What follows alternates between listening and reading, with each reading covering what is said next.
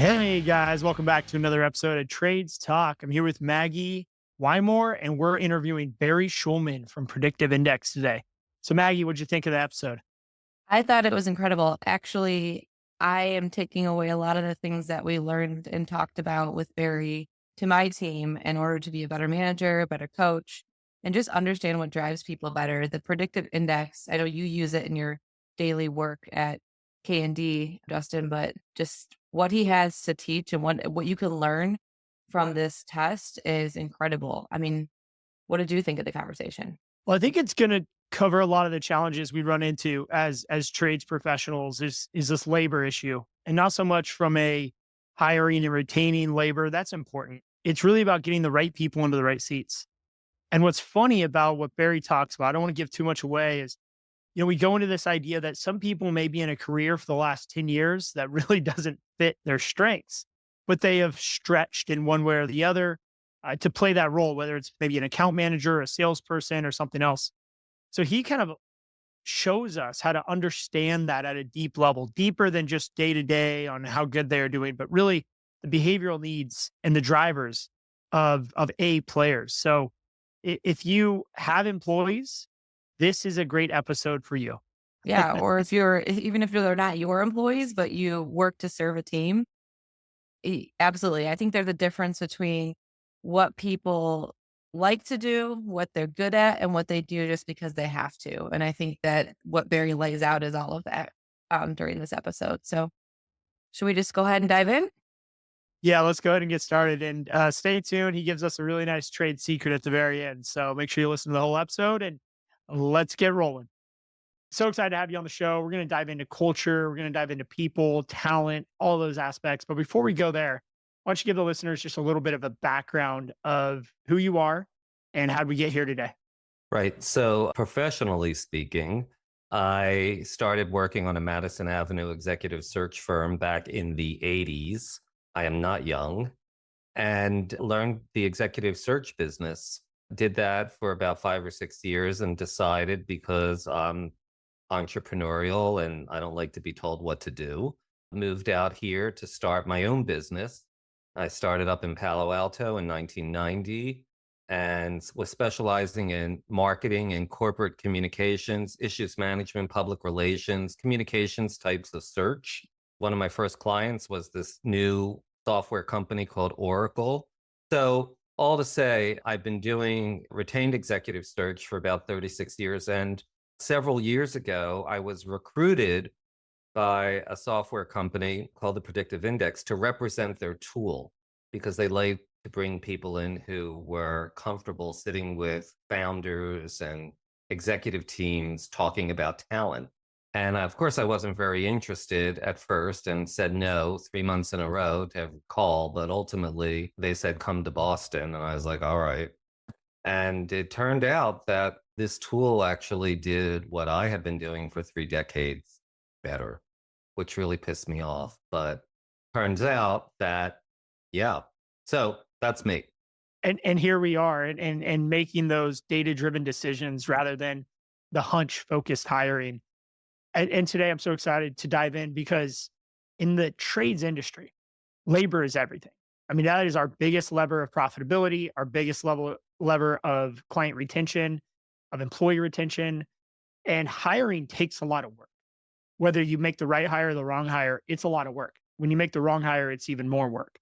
So why don't we talk a little bit about what is predictive index and kind of unpack that system a little bit and kind of how it works to identify and make the best hire possible. PI is a 66-year-old tool. It measures a person's natural drive, not their behavior. So we are all born with drives that do not change throughout our lifetime.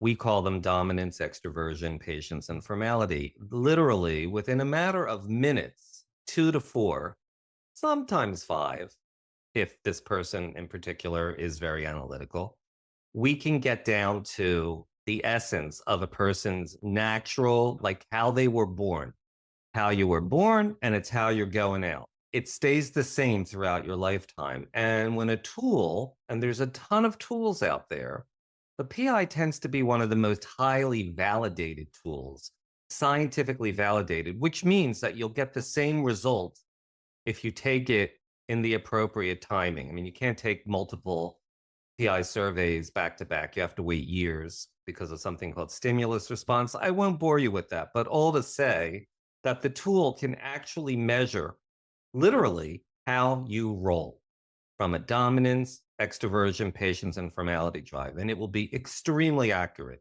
to the point that it's a little scary. So, this is what the tool measures. Turns out that the worst indicators for success, and this is where business owners start to sweat, are resume, experience, and education. Those things tell you nothing about whether a candidate will be successful in your environment. Again, follow me here. Every person is born with a very different behavioral drive, dominance, extroversion, patience, and formality. And every job in your company has a very specific behavioral requirement as it relates to dominance, extroversion, patience, and formality. The goal of the tool and what we try to do as people is to match each person's behavioral drives with those required for the job. The problem is we can't do that without data analytics. And so that's what these tools do. They match the drives that are required for the job with the candidates or your current employees' drives. So if it's not a candidate, it will help you coach your employee to do the job the way you know it needs to be done. So it's a tool not just for interviewing, recruiting, and hiring, but they'll show you how to onboard the person, how to manage the person, how to coach the person. And sometimes people are quite coachable, and we are delighted. And sometimes you're just going to be shoveling sand against the tide. And don't you want to know that? Because sometimes companies want to know, is this person promotable? Because as Justin said a couple minutes ago, on or off air, I can't recall, everybody who's in a fast growing company needs to know, who can I promote and who's going to be successful? And wouldn't you like to know if somebody is promotable before you interview them, or if they're in the company before you have the conversation with them? Or you've got an employee coming to you saying, I want to be a supervisor, I want to do this. And you're looking at their pattern saying, they're going to be miserable in a supervisor's job because they don't like conflict. They don't want to be talking to people all the time. They rather be in their office with the door shut, heads down, grinding it out, but they want to be a supervisor. These are the things that you can make decisions on with the right data analytics. So I have a question. First off, hi, Barry, Maggie here. Nice to meet you. Really excited about this conversation. And my first point, I'm a big data person coming from a software background. The data is only good as the inputs. And I feel like a lot of times defining what characteristics or traits or for a specific position can be subjective. So I can tell you the traits of a good salesperson are they're extroverted, they like that, they're good listeners, they're active listeners, all of these sorts of things. But that's a subjective opinion of myself. So tell me about the data that you collect to build the profile for a specific company, because a salesperson at my company is going to look very different than a Please. salesperson at Justin's company. Here's the How deal. do you build the profile? Build the profile, you build the profile. So what the tool does is gives you a common language so that you can create your VP of sales or director of operations or account executive or, customer service rep. Because to your point, Maggie, a customer service rep at company A is different than company B, who's in food, different than company 3, who's in IT, different than company 4, who's in construction, and so forth. So there are no off-the-shelf tools here. They have to be customized. And the brilliance of this tool in particular is it asks what we call stakeholders what they think are required for each job. This is another thing that really pisses off a lot of people. No one person should ever play God and say, this is what is required for this job. That's crazy. And what's crazier is most companies give that to HR, who, by the way, has never done the job before. and has every job in the company as their responsibility. So what we do is we give what we call every stakeholder. And of course, I like to break it down into 3 levels of stakeholders. The person who's knocking it out of the ballpark. If you're lucky enough to have someone in the role who's doing a great job, sometimes you do, sometimes you don't. If it's a new job, you don't have that person. So then we go to level 2, which is the supervisor or the people who know the job really well, who to whom it reports. And we give them a common language, basically a questionnaire that is very brief, but has been scientifically through the industrial and organizational psychologists, decades of research defining certain requirements, asking them what they are and to what degree. Are they moderate, very, or extremely?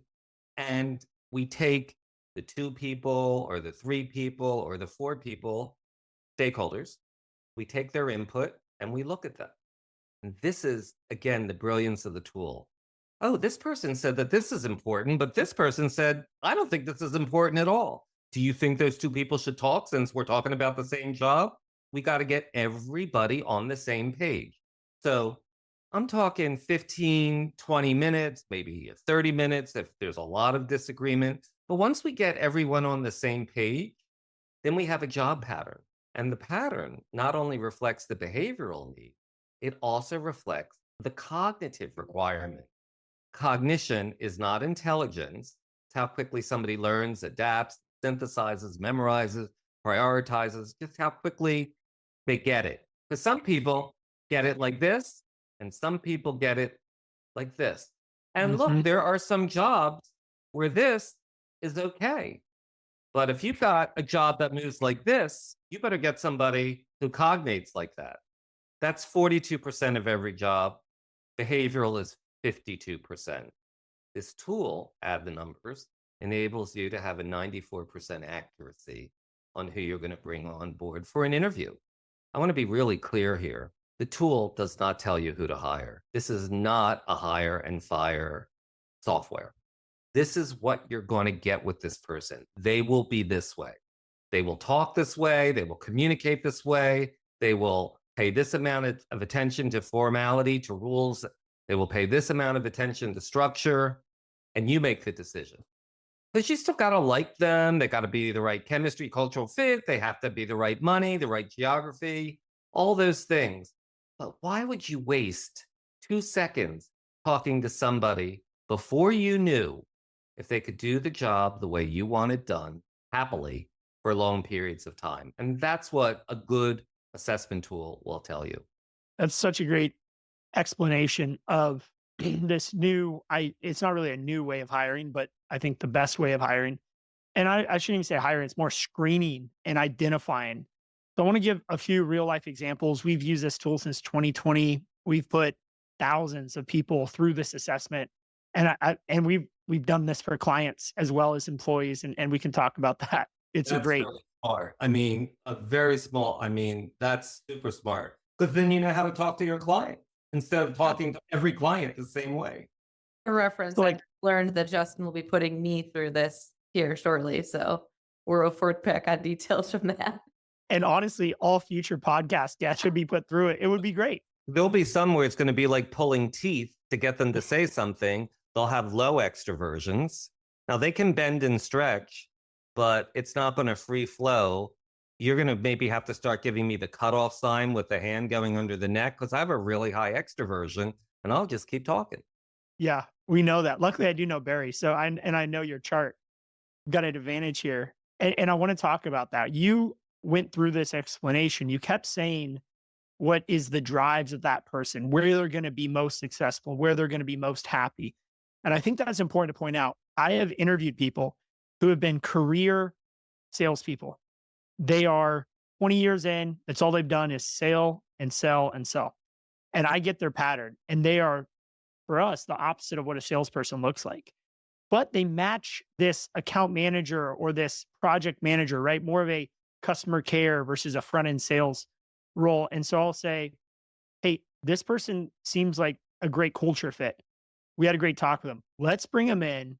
Let's ask some questions to see if he's really happy in a sales role and see maybe has he just been pegged as a salesperson and stayed there? but he really needs to make a move over to a more success and operational role. So I have a specific example I'm thinking of. So we bring this person in and we start asking questions that are in conflict with his historic resume and starting to say, hey, do you enjoy doing X, Y, and Z? Do you find happiness in this? Do you find fulfillment in that?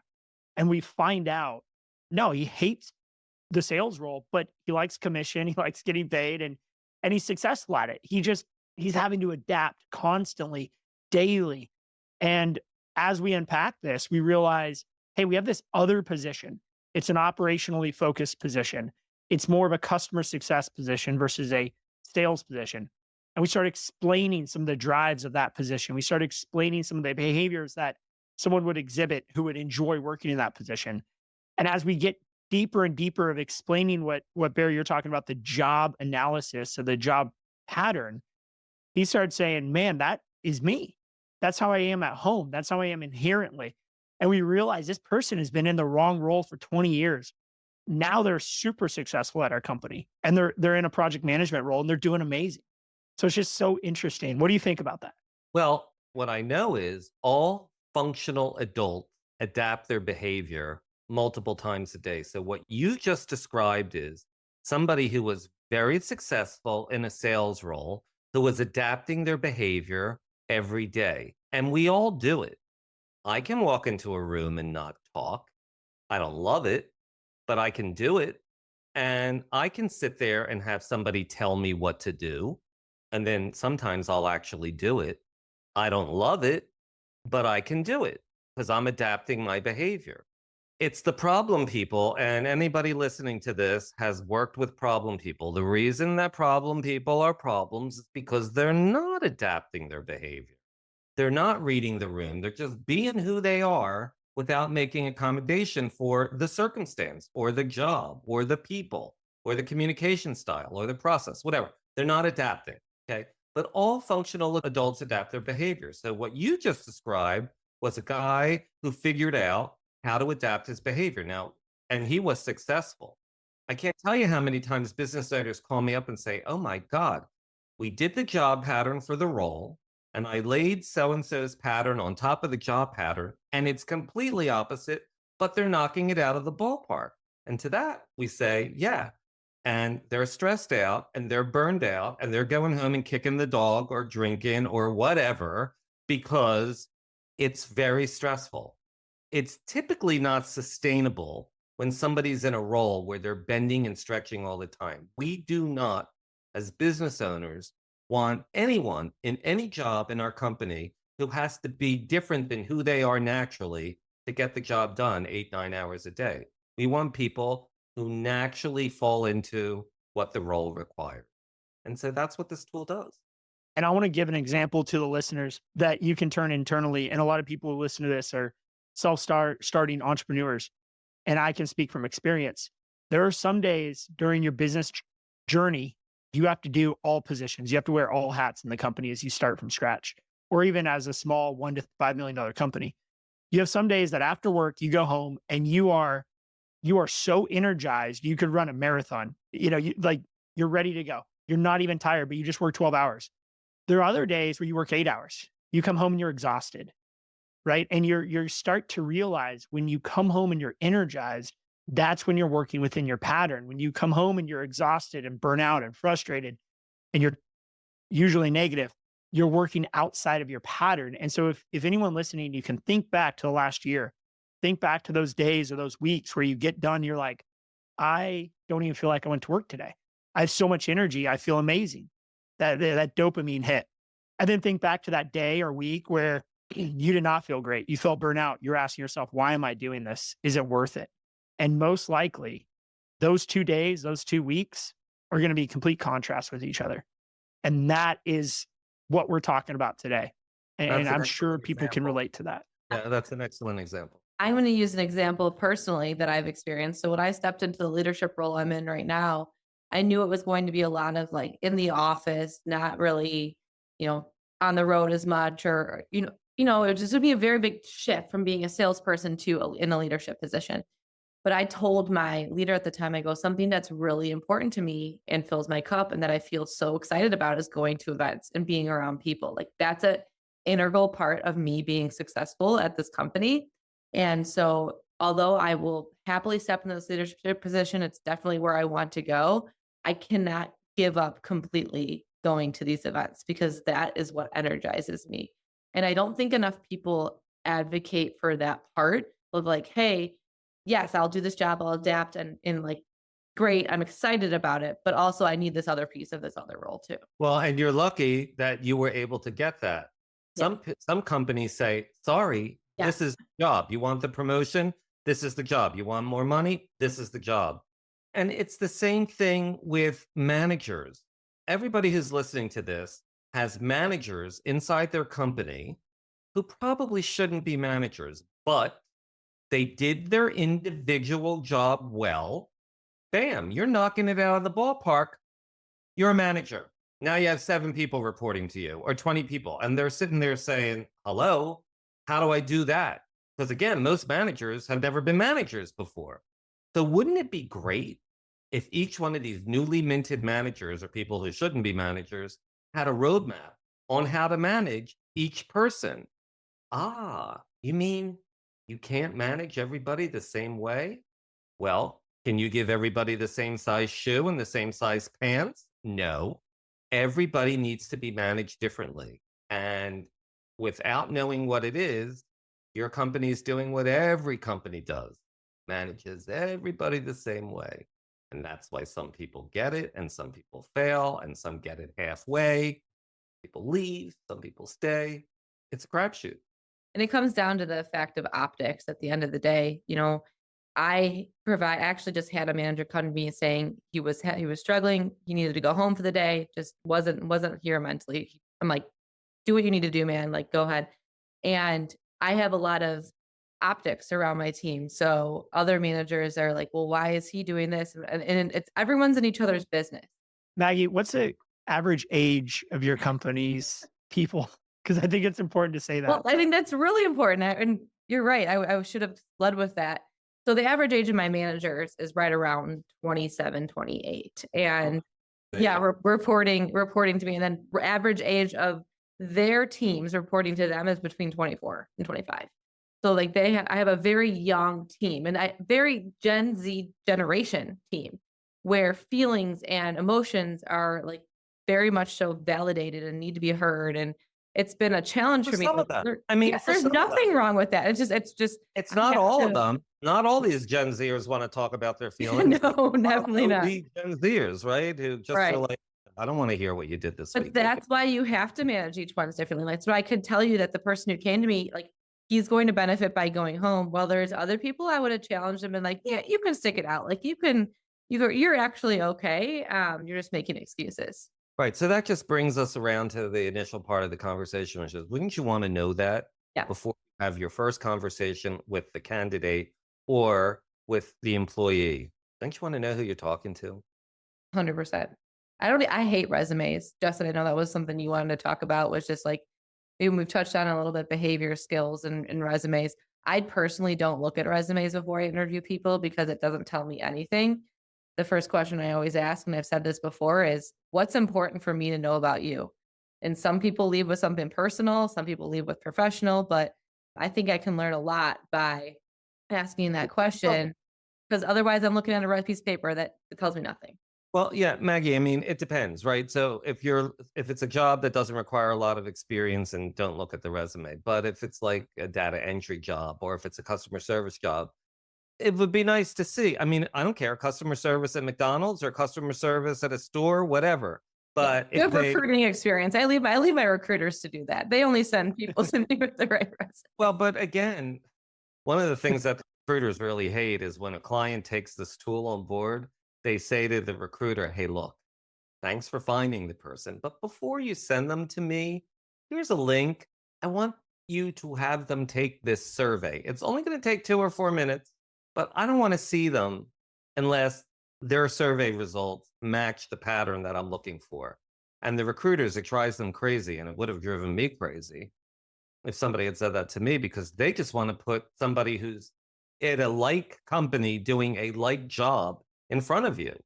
And again, that is not going to contribute to the success in their role. Yeah. I want to see if their behavioral and cognitive drives match the behavioral and cognitive drives required of the job. And we're in a war for talent at all times at the trade industry. And when you can speak to someone at a very deep level about what drives them, from this foundational childhood level, if you will, you become completely different in their search for a next job or their search for a next company to hitch their wagon to.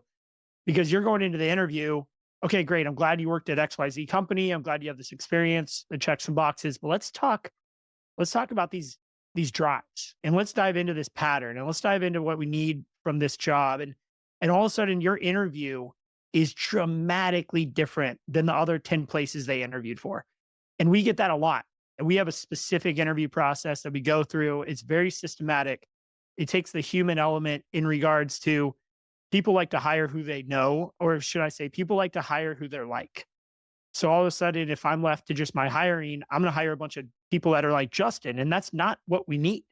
And so I think a lot of people are in this mode of acquisition. So if you're buying a company and you're onboarding 20, 30, 50, 100 employees overnight, and you're able to talk to them and ask them questions that really resonate with them, I think this is where you gain trust with your candidates. And this is where you gain trust with your future workforce. And you separate yourself from the other 10 companies that they're interviewing at, or potentially in an acquisition mode, you separate yourself from that concern that they're just going to treat you like a number. No, they're taking the time to get to know you. And I think that's a huge benefit of using a drives or behavioral focus tool. Yeah. I mean, and that follows through with potential clients, with prospects. Mm. If you know you're talking to an executive summary bullet point type, your presentation is much different than if you're talking to somebody that wants every detail. And then you're going to get a phone call on Monday, and then you'll get a form on Tuesday. And if you do that to the executive summary type, they're going to be like, I'm out of here. I'm not working with these folks. So it is the same thing with candidates. So, Maggie, we talked offline a little bit about this idea of creating a balanced team. And when you're in hyper growth mode or you're building something and you're building this executive team, or maybe you're building out a new division or service line, can you talk a little bit about that and pitch that question to Barry in regards to how you build a balanced team? Yeah, for sure. What we had discussed is just I've gone through a lot of transition and growth at my current organization. And I remember the time when it was the two founders. We were just invested in by private equity, and they were looking to build out their executive leadership team. And it was happening very quickly, all at once. You're going to get a CCO, we're going to get a CFO, we're going to get a head of sales, CSO, and all these different people. And within a matter of months, we had a full C-suite. I think that when you first off, we're in rapid growth mode, so hiring this next stage was critical. But I think there was an important piece that they probably knew about that I'm just becoming really more privy to right now, is that those people needed to be great at what they're doing individually, but they also had to jive together as one cohesive unit to take the company forward.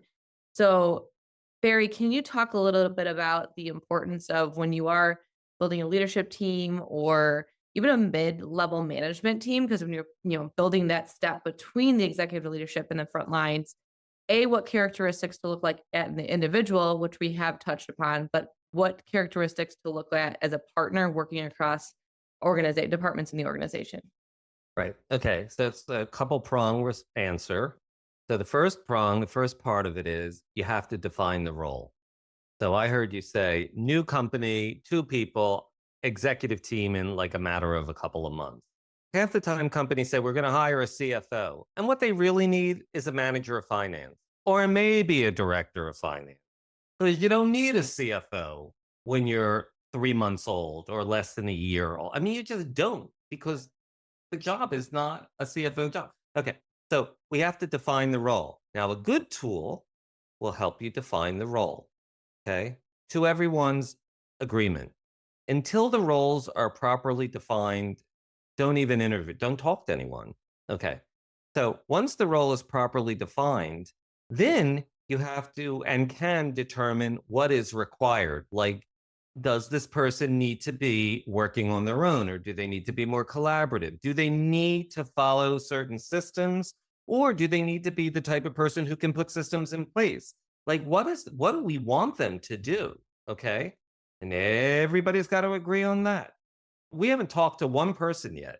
But you see, what most companies do, like what your company did, is they're like, they got the title. Now let's start talking to candidates before they figured any of this out. Like, define the role. Yeah, and I don't know if that's how it went down, to be honest with you, Barry. Yeah, It's just yeah, yeah. private equity came in. We were a couple of years old when private equity came in, so I just wanted to clarify that for your example. It was I wasn't front hands for that decision, but it seemed optically from me who was, a lower on the totem pole employee at the time that all of this happened at once.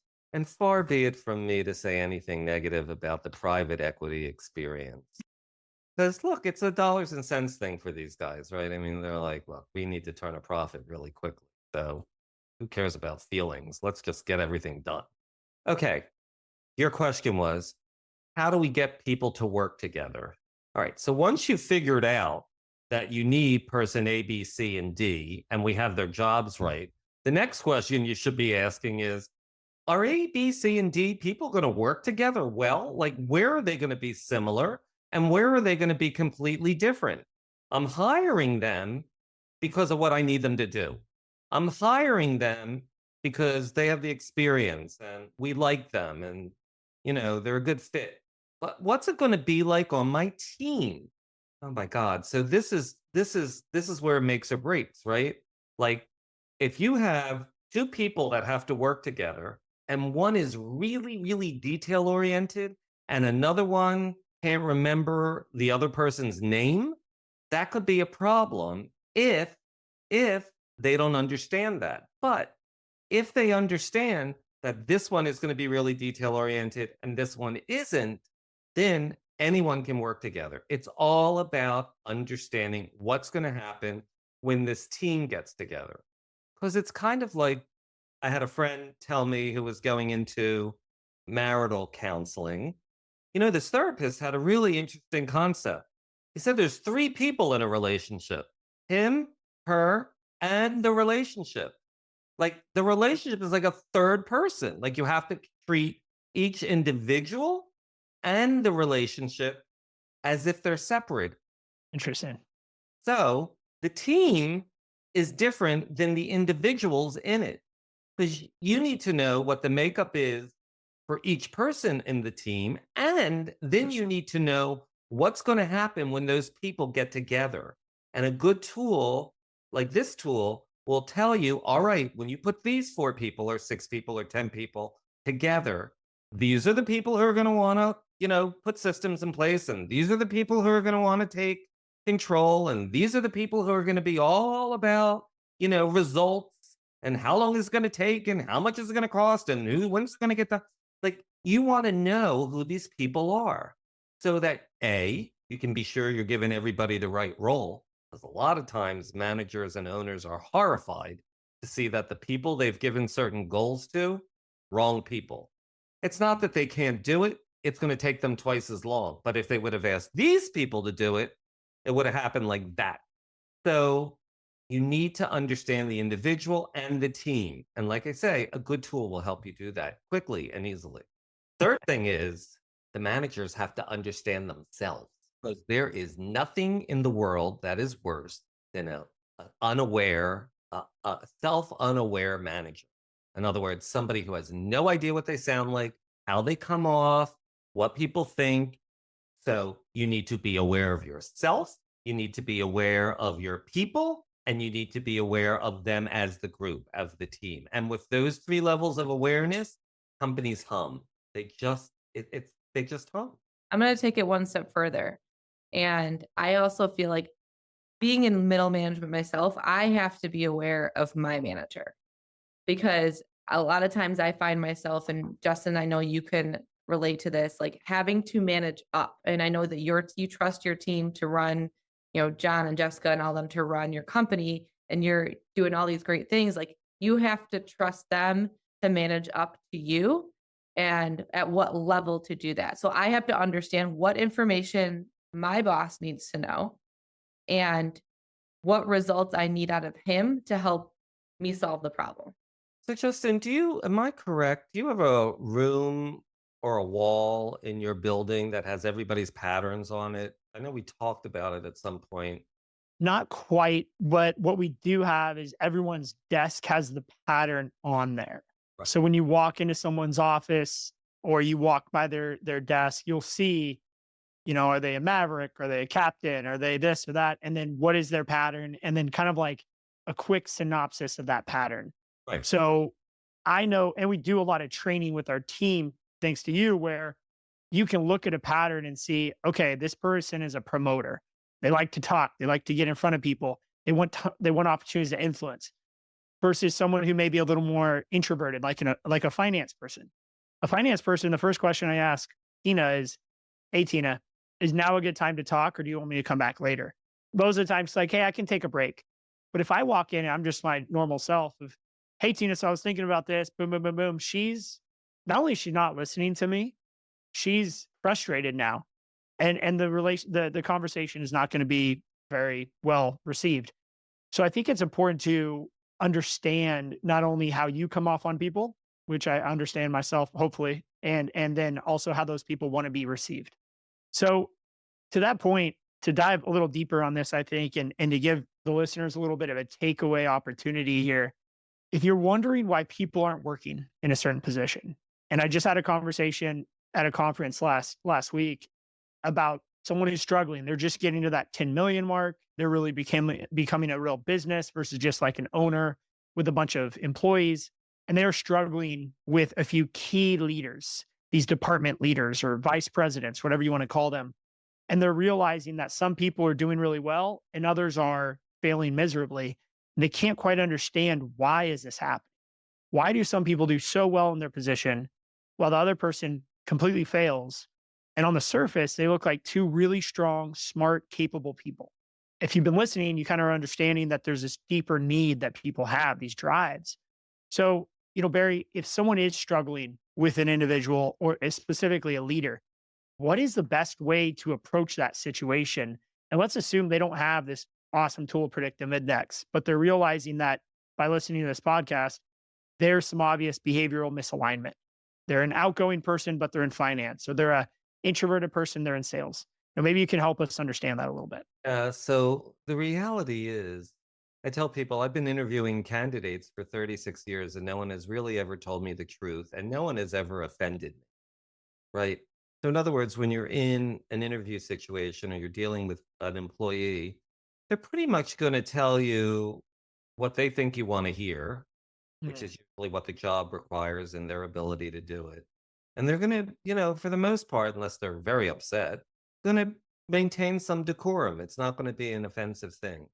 Now, I understand that not everyone has the tool, everyone wants to pay for the tool, even though the first time you avoid a misfire, whether it's hiring or management, the tool will have paid for itself.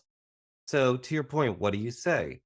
What you do is you try to, as best as one can without data and analytics, boil down on what the specific requirements of the job are, and then look at that person's specific need, like what they need to be happy. Again, it's hard to do without a data and analytics tool. But for example, if you see this person as somebody who likes a lot of interaction and they're in a job that's kind of standalone, well, this is not great science. Like, okay, they're in a job that is counter to who they are. So, in other words, try to figure out what the job requirements are, like what is needed on a daily basis, and try to determine as best as one can, again, without data and analytics, how this person rolls. Look, if you've got somebody working for you already, you know whether or not they're detail oriented or not, whether they move quickly or whether they move slowly, whether they interact with people easily or whether it's a little bit more difficult, whether or not they like to challenge you or whether or not they're always saying, okay, sure, what do you need? How can I help? You know, you know these things.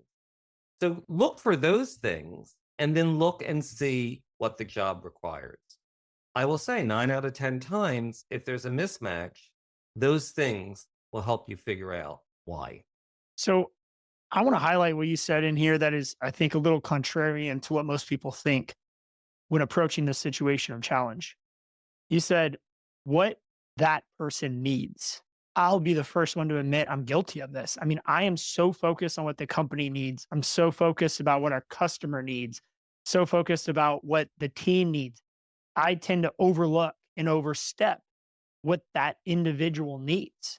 And if you're in a leadership role, even at a small level, a supervisor, you're overseeing 3 to 5 crews. They have 3 to 5 people each. You could be overseeing 10 to 20 people.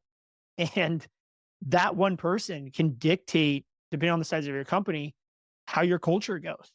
And so if that person needs certain things that they are not getting, they are going to act out intentionally or unintentionally. You are going to have a negative experience. And Barry, you're nodding your head. I hope our listeners are nodding their head too, thinking about that person in their company who's kind of creating a little bit of a ruckus, who's kind of creating a little bit of a negative environment for that team. And we need to flip it. We keep saying, what does a company need? What does this position need? What do our customers need? But what about the leader? What do they need? Is Exactly. that, am I hitting on something here? Yeah, no, I mean, it's, reminds me of Kennedy saying, ask not what your country can do for you, ask what you can do for your country. Well, in the workplace, you just can't say to someone, this is what the job is. Just do it. Because if the job is completely antithetical to who this person is and what they need, sure, anybody can do anything, but they're going to be, it's a slog to ask somebody to do a spreadsheet, to ask someone like you and me, Justin, to like do a spreadsheet. It's a nightmare. I rather stick needles in my eyes than do that. So don't ask me to do spreadsheets. Ask the person who is process driven to do a spreadsheet because they'll be happy to do it. They'll do it in 5 minutes. It'll take me 5 days. I'll postpone it. I'll just do 20 things. This is the point. It's not like the olden days where this is the job, do it. If you don't want to do it, I mean, people need jobs, so they're going to do what they want to do. They're going to do it Right. because they do it. Then it's not smart to ask an introvert to be an extrovert or to ask a sprinter to slow down. It's just not smart. I'm going to ask a question about existing employees and culture. So one big thing I try to maintain here with having my org of 75 plus people is, this culture that I've built on hard work and integrity, our core values, drive success, finish strong, boldly innovate, put others first. And I feel like I've seen it like slip a little bit lately and just there's been a lot of change. Some people are super receptive to change. Some people aren't so receptive to change. And I'm trying to figure out a way quickly to get back on track. And a pizza party and a kickball game is not going to get it back on track. And I know that as leader. So tell me how utilizing a tool like you provide can right size a culture to get it globally back on track by recognizing each individual where they need to be, like meeting each employee where they need to be met. I think you asked and answered the question. You have to like figure out what you need from this group of people. And you're right, the pizza party is not going to do it. So you've got to figure out what you need, and then you've got to figure out who's going to be able to who's going to be able to meet the needs. Like who's going to be happy to do this and who's not going to be happy. But more so, who's going to be happy to do this and who's going to be happy to do that and do that. And then play chess. I like to say to business owners, when you're not using a tool, you're playing checkers. You're moving unidimensionally, basically up and back. I'm going to do this. No, I can't do this. Do this. No, I can't do that. But when you have a tool, all of a sudden you're moving diagonally, you're moving sideways. Let's move this piece around. Let's move this piece around. See what happens. Because you're able to literally pinpoint what needs to happen and who's going to do it happily for long periods of time. That's how you align a team. You basically say to them, all right, everybody, good news. We have a new consciousness now. We have a better idea of what we need to have done, and we have a better idea of who's going to more easily do it. We want to put it out and make sure that we're right. So, Joe, instead of having to like get on the phone and talk to all these people, we're going to have you do a lot more of the process driven stuff in the back office. Watch Joe's face because he's got a low extroversion and a high process. They'll be like, oh my God, that sounds great. Who we don't have in front of people, and you're dying to like, we're gonna give that to you and we're gonna take away these spreadsheets, Yeah. which we now know we didn't for the past year or two that you hated. So that's how you do it. I think it also can lead to the correct career pathing. I career path quite a few people into many different positions in the organization. And I think that right now I just do it on gut feel, what I see out of them. And if I have like something very tangible to say, here's your skills that align with moving towards this direction, are you in agreement with that? Because I think they do need to have a say in it. Or do you need to explore it more before you can agree to it or not agree to it? That's where I'm seeing the most benefit out of this conversation. Well, you're absolutely right, Maggie. So just imagine you have a job pattern for every role in the company. You have an employee or a candidate, either or. Yeah. They have their own pattern.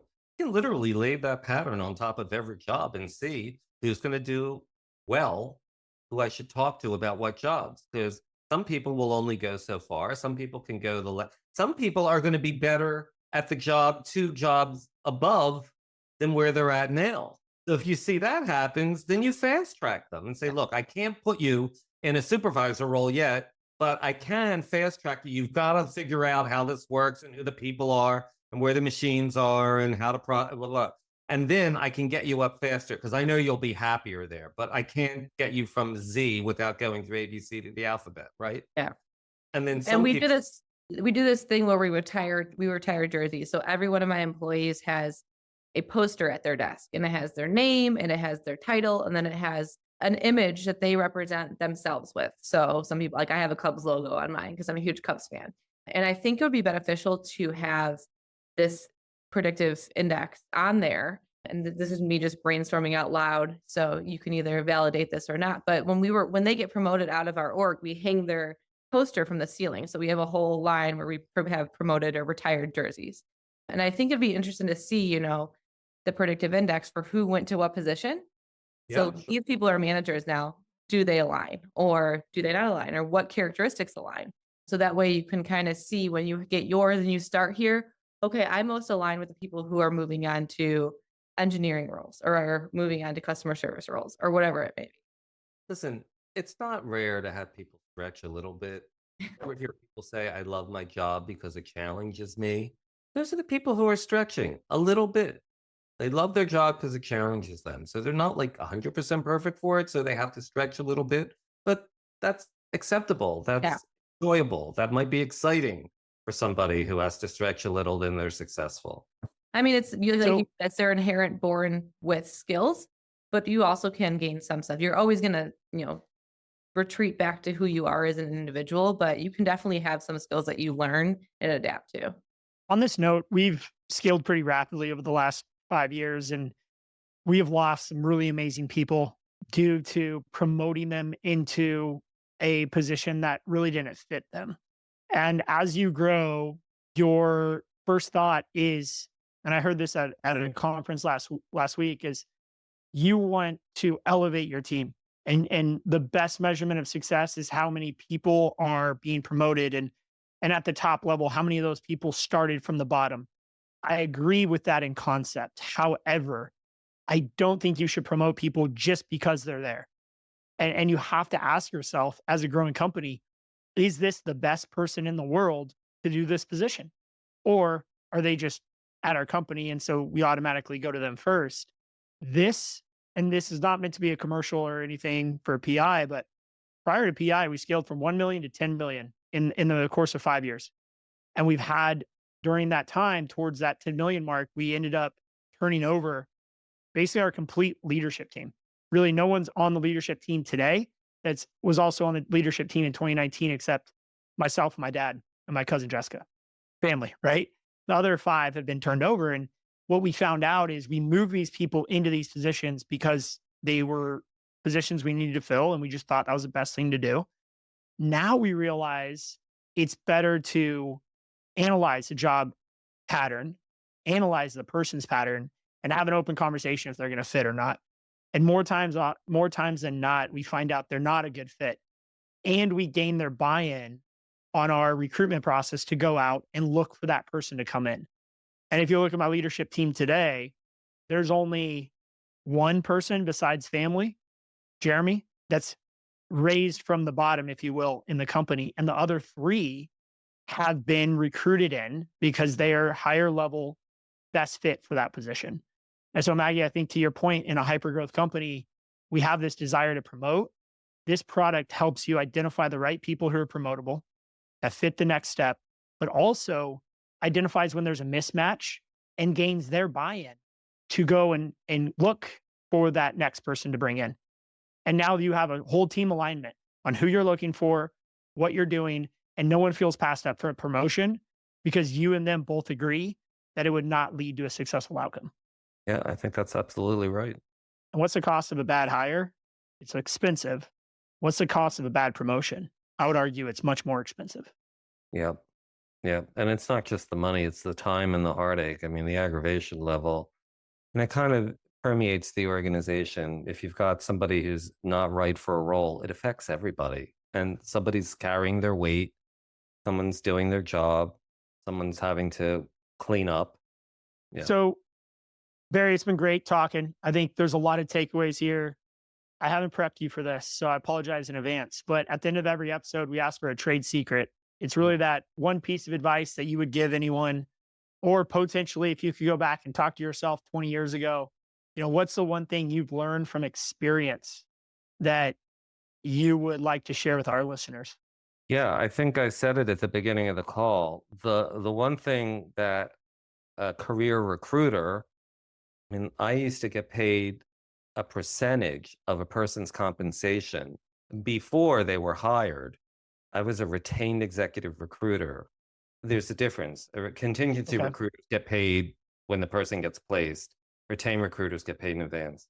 I would never have guessed. And the biggest aha moment was that the worst indicators for success in any role are resume, experience, and education, because that's all I used when I was recruiting.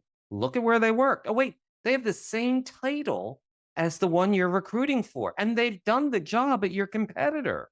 Oh my God, look where they went to school. Person fell on Yep. their face, imploded within 6 to 8 weeks. And everyone's sitting there with their mouth hanging open saying, oh my God, this was a shoo-in. Well, turns out that the best indicators for success are matching a person's behavioral and cognitive drives with the behavioral and cognitive needs of the role. So that's the big takeaway. We get it right statistically 40 to 60% of the time. So take the mean of 40 to 60, it's 50. We get it right half the time. As people, I'm not talking about hiring. I'm talking about, in addition, what to order at the restaurant, what color to buy, what size to buy, who to marry. We get it right about 50% of the time. This is just how people are. So thing is, business, you don't want 50-50. That's not a good average. I have to ask you before you let me go, can I put a selfless plug in here, or is that complete? I was just going to ask you for it. Please do. I think a lot of people are actually wondering that exact question right now. Well, I was really hoping I couldn't risk that you were going to ask me or not. So I just want to put it out there. You call PI directly, you will not get to work with me. You will work with an inside salesperson who is capable, but they're not going to give you the consultative perspective. So I would love it if you would just reach out to me. That would be awesome. And Barry, how do they do that? You can call me 415-383-7094, and I'll send you an email and we'll set up. What I can offer your listeners is a no-cost free 90-minute executive team strategy session. I'll send you a link. Yeah, that's huge. Executive team, take the 2 to 4 minute survey, and I will tell you things about those people that you didn't know, and I'll tell them things about themselves that they didn't know, and what your work styles and interactions are like. And that usually is the point where people say, I can't believe I didn't know about this earlier, and how do I get it? And I will tell you, it's not expensive. It's not anywhere near as expensive as you might think it would be. That's great. And for those people who aren't extroverts out there, you can probably text that same number if you don't want to pick up the phone and call them. Touche, Maggie, touche. Well, actually, My mobile number for texting is 415-269-8416. That's very clever. And you're right. Some people would prefer to text. I than to manage a team of cold callers on a daily basis, Barry. I know that everyone has their way of There are reaching. definitely some people who would rather text than call. Well, we'll put all that in the show notes as well so they can email you, call you. That free 90-minute session is a huge offer. I appreciate you throwing that out there for our listeners. I know from experience, one great hire and you pay a recruiter, it's going to cost you a lot more than this software. So there's your ROI right there. And like you said, Barry, historically, we're recruiting how you explained, and it doesn't work great. So here's an opportunity to kind of shake things up. And if you're in acquisition mode, like a lot of companies are right now, what a great tool to figure out if people are in the right seats. So yeah, thank you so much for throwing it out there. It's been a great episode, a lot of fun stuff covered, and we look forward to talking to you again. Thanks for having me. It was a pleasure. It was fun. Thank you.